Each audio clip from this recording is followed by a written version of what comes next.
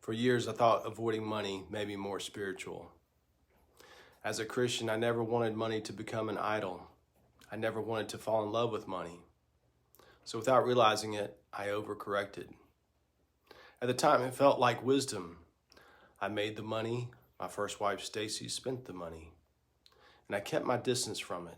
Not because I didn't care, not because I was irresponsible, but because somewhere in my mind, distance felt safer than involvement. I thought staying away from money would create peace. It didn't. It created questions I couldn't answer. Are we okay? Can we afford this? Is there something I'm missing? What am I not seeing? Bills existed whether I looked at them or not. Numbers existed whether I checked them or not. Decisions existed whether I engaged with them or not. And the longer I stayed disconnected, the heavier things felt. Eventually, I realized I had confused two very different things. Avoiding the love of money is not the same thing as avoiding money.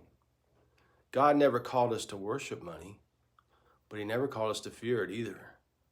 He called us to steward it, and stewardship requires engagement.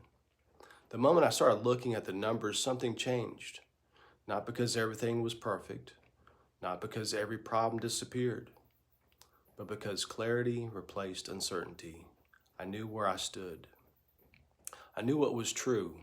I knew what needed attention. And that felt lighter than carrying all the uncertainty, because avoidance doesn't remove pressure.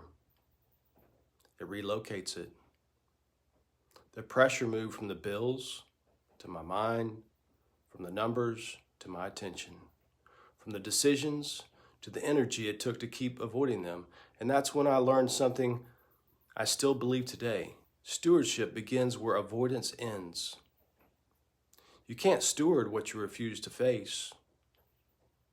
And sometimes the first step toward peace isn't making more money. It's being okay, being willing to look.